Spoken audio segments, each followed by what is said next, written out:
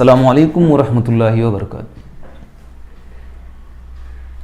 हासिल होने वाले अदद की जमा या तफरीक का अंदाज़ा लगाना। जैसा कि हमने अभी पिछली वीडियो में देखा कि हम अदाद को किसी भी मकाम की करीबी तर्क कीमत के लिए अंदाज़ा लगा सकते हैं। जैसे ताजिर ने 1000 के मकाम के लिए अंदाज़ा लगाया क्योंकि उसको उसकी ही ज़रूरत थी, और जब आपने खुद अब्बा ने दिए हुए 5000 रुपयों का हिसाब लगाया तो आप कहाँ कितना खर्च कर रहे हैं। रेशन की दुकान के लिए आपने 1000 के मकाम के लिए अंदाज़ा लगाया, गोश्त की दुकान और तरकारी के लिए आपने 100 के मकाम के लिए लगाया, और आप जो खाने की चीज़ें ले रहे थे उसके लिए 2.5 के मकाम के लिए अंदाज़ा लगाया। यहाँ एक मिसाल पर हम गौर करेंगे। 5290 17,986 नज़दीकी 1000 मालूम कीजिए। इसका नज़दीकी 1000 मालूम करने के लिए हम देखेंगे, सबसे पहले बड़ा अदद हम लिख लेते हैं ताकि हमें दूसरा अदद लिखने में आसानी हो। 1000 के मकाम पर 7 है, अगला मकाम भी हमें देखना पड़ेगा। 4 से बड़ा रहने की वजह से हम 1000 मज़ीद जमा करेंगे, उसको 18,000 के करीब होगा, इसलिए 18,000 लिखेंगे। 1000 के मकाम पर 5 है, 1000 के मकाम के लिए हमें मालूम करना है। अगला अदद 2 रहने की वजह से इसको 5000 ही लिख लेंगे और इसको हम जमा करेंगे। 1000 के मकाम के लिए इसका अंदाज़ा होगा 23,000 रुपये।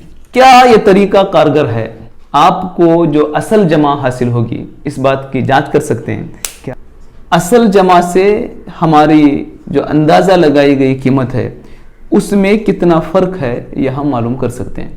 हम जमा करके यहाँ देख रहे हैं 23,276। अगर इसको हम कायदे के तहत जमा करेंगे तो 23,276 आएगा और अंदाज़न कीमत हमारी 23,000। तो इससे हमें मालूम होता है कि ये अंदाज़ा बहुत हद तक ठीक है। एक और मिसाल लेकर हम देखते हैं। 5,673 नफी 430। हम इसको 1000 के मकाम के लिए मालूम करके देखते हैं। सबसे पहले हम इसको 1000 के मकाम के लिए अंदाज़ा करते हैं। 5000 है और यहाँ 4 से बड़ा अदद रहने की वजह से इसमें हम 1000 जमा करके अगला अदद लेंगे, यानी ये 6000 के करीब होगा, तो इसको हम लिखेंगे 6000। और ये 1000 के मकाम पर 0 है, 1000 के मकाम पर 0 है। अगला मकाम 4 रहने की वजह से इसको 1000 के लिए 2.5 लगाएंगे तो 0 होगा, और इसका तकरीबन जो फ़र्क होगा वो 6000 होगा। ये एक सही अंदाज़ा नहीं है। हम इसको सैकड़े के मकाम के लिए करके देखते हैं। सैकड़े के मकाम के लिए अंदाज़ा लगा के देखते हैं। 5600, यहाँ 6 है, 100 के मकाम पर 6 है, उससे पिछला मकाम 7 रहने की वजह से हम 6 में 1 जमा कर लेना पड़ेगा। 5700 नफ़ी 100 के मकाम पर यहाँ 4 है, 3 रहने की वजह से यहाँ 400 नफ़ी करेंगे। 5300 हमारा अंदाज़न फ़र्क होगा। अब हम इसका हकीकी फ़र्क मालूम करके उसकी जांच करते हैं। 13 में से 6 जाने पर नफ़ी करने पर 7, 6 में से 3 नफ़ी करने पर 3, 6 में से 4 नफ़ी करने पर 2, और ये 5000।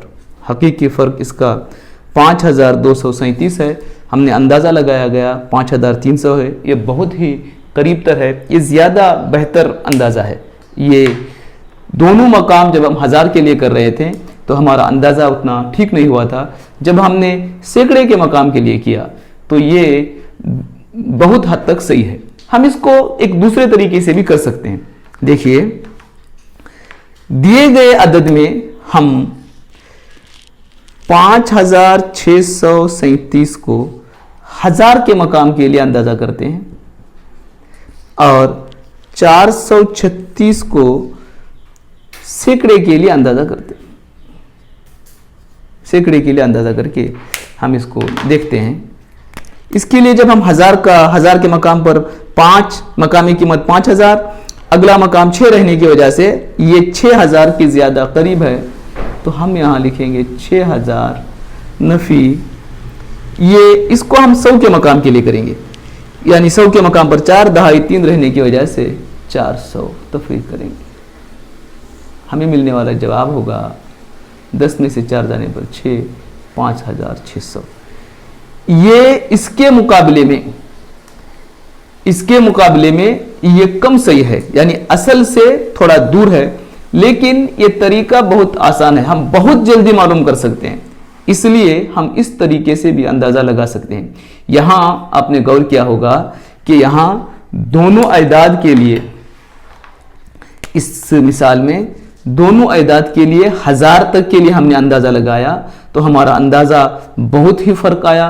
यहाँ हमने दोनों सैकड़ों के लिए अंदाज़ा लगाया तो असल के बहुत ही करीब करीब आ गया, और यहाँ हमने दोनों अयदाद के सबसे बड़े मकाम के लिए हमने तकरीबन कीमत का अंदाज़ा लगाया है, यहाँ 1000 के लिए और यहाँ सैकड़े के लिए, तो हमारा जवाब 5600 आया। जवाब इससे थोड़ा बहुत दूर है, यानी इस हिसाब के मुकाबले में इसमें जवाब थोड़ा फ़र्क ज़्यादा ज़रूर है, लेकिन ये एक आसान तरीका है और बहुत जल्दी से हम कीमतों का अंदाज़ा लगा सकते हैं। अस्सलामु अलैकुम व रहमतुल्लाहि व बरकातुहू।